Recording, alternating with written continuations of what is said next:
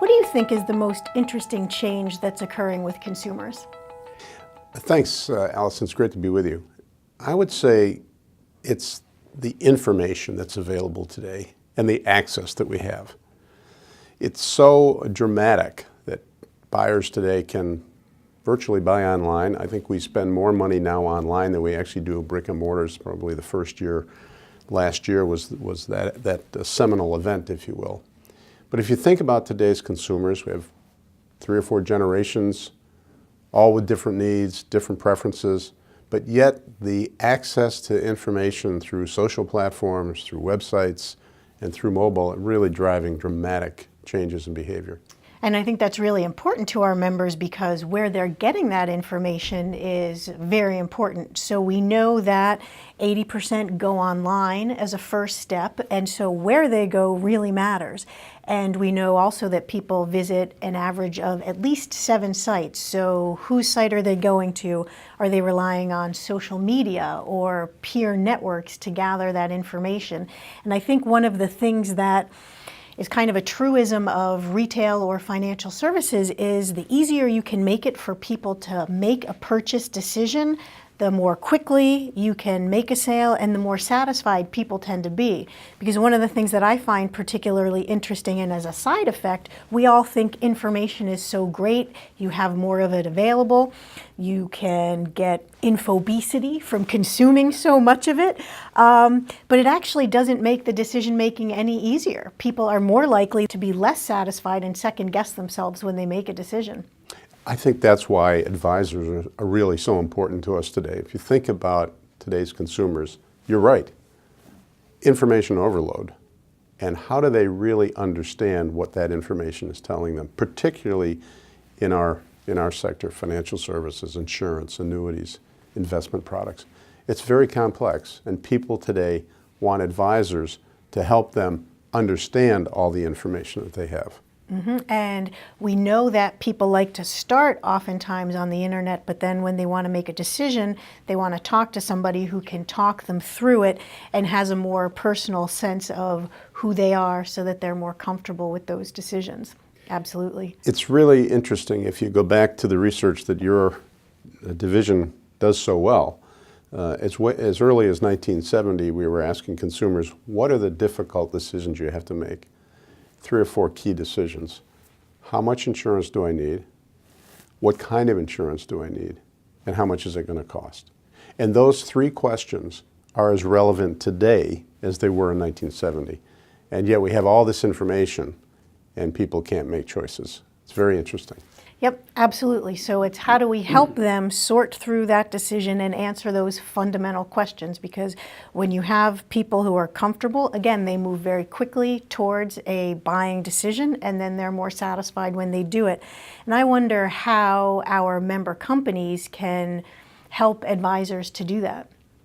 Well, they're really being very aggressive in building out websites, building out other social media platforms, if you will, very active with advisors in LinkedIn, for example, to get information to the consuming public. It's an interesting question you think about. How do you get information to people that they can act on and get the support of advisors? What I see happening in our companies, a significant investment in digital, mobile, access to information in new ways, all to support not only the advisor, but the way people make decisions today. We have to be more relevant to the consuming public. And we're an old industry, 100 years old. We're an old industry, but we have to be relevant because the products we sell, the promises we make are still very, very important to our public. But I think part of it too is the message. So if we're a more diverse country, we know that by 2055 there will be no racial or ethnic majority in the country. So we've got much more diversity. We have women who have new roles, new leadership, are making at least half the decisions in their households. So understanding and recognizing the best ways to communicate to those groups. Picking up on the conversation about women and what the decision-making process is,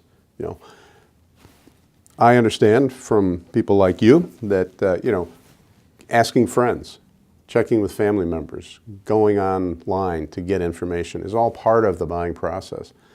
And I would say, sadly, many of our advisors don't understand that. So I think we have a lot of work to do to help women make decisions. Right, and I think that's important when you're having conversations with advisors because you're going in as a couple, and one of the interesting things our research found is that men were more likely to say they were the decision maker in the family, and women were likely to say the same. So both of them think that they are making the decision. But, you know, financial intermediaries or advisors that are working with couples really should understand that dynamic, that they both feel like they're very important. So how do we construct the messages properly? And not only with advisors, training advisors, but the messages on our social media platforms, information that is more appropriately directed to the behavioral sciences of buying, how women purchase today. I think, you know, there are certain fundamentals for everybody. First and foremost, I think it's all about trust, right? And our research shows that trust is the single most important factor when working with an advisor, and people make decisions very quickly about who to trust. So we have things like trustworthy selling that help advisors understand that. So it's really the the benefit of what your friends are doing, what other people in your people of influence are doing for you, and following that in a way that Yep. helps them make decisions. Yep, and I don't think it can be underestimated. We did some behavioral finance research, and we found that people thought that was absolutely not a compelling message when we said people like you do this, but we found out it was most effective. And here's something I find really interesting. There was a university study where they were actually administering shocks to people. And so you had people who were just getting shocks and they were asked to rate the pain, and people who were with other people who were supposedly also getting the shocks who said, oh, no, it doesn't really hurt that much. The people who were in with them reported less pain. So it can even affect how much pain you feel, right? Yeah, so having, which is why probably you want to have smart friends who make good financial decisions because they'll help you. Virtually every company that I visit has something going on in the world of analytics. It's exploding. Today, heavily focused on understanding the customer, trying to understand what their own policyholder base looks like, who are they selling to, and how can they sell to more people like that, getting back to your point around relationships. The other thing that they're applying analytics to is the underwriting process. And there's a huge investment going on to try and understand and streamline the underwriting process. A lot of our reinsurance partners, for example, are heavily invested in that.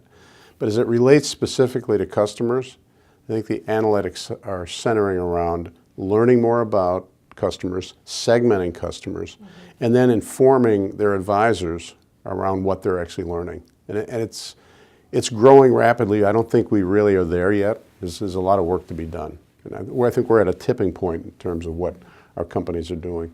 Yeah, at its best, you can use analytics to really identify and bridge gaps between the business and the consumers, and you bring up a few different really good points in the way that analytics can be used. Increasing efficiency, so better, faster underwriting has another impact on the customer experience, and so the more you can track customer experience, the more you are able to segment, and so the better you understand your customers and the more you can do with your products and services. And so I think analytics is the first step, but probably not the only one. Leaders in this industry see disruption as an opportunity. So analytics can be disruptive, but it also provides a lot of opportunities, and companies that can adapt and make changes. So as they get more information, you've got data-driven insights, applying them quickly is going to be very important. I'm always curious about the word disruption. We've been disrupting ourselves for many, many years. And so I embrace disruption as really advancing the business to more profitable points. So I think a lot of the discussion that we're having centers around big disruptions that are actually new business methods that can help us move forward. So yes, is technology causing us to do our business differently? Yes. Is that a disruption or a business advantage? So I think it's all about how we think about the future. And I'm really excited about the future and our business being able to adapt to all of the changes that we have in front of us. Yeah, flexibility really matters. And I think a lot of times when you see these presentations and there's talk of disruption and, the industry being in the crosshairs, we don't give enough credit, or the industry doesn't give enough credit to the fail-fast experimentation that really leads to incremental changes that add up over time and can change an industry fundamentally over time. Think about the travel industry, what that's gone through. Business models changed. Sure, that's disruption. But the business models of today, online booking, tracking trips that you want to take through websites and commercial sites that are totally available. And still, there are travel agents out there for the high-end traveler. So it's the same model that we can apply for our business in the future. What's happening that we can take advantage of to reach more consumers that have the basic need for our products? I mean, your own research tells us there's a huge gap. What are we at? The 50-year low in terms of life insurance ownership. So we have plenty of opportunity.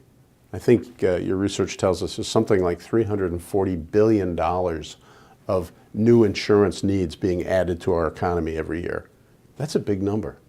It is, and that is a huge opportunity. Thank you for joining us today. I hope you enjoyed the conversation, and I look forward to more of them. If you have any feedback, please feel free to send an email to communications@LIMRA.com. Thank you.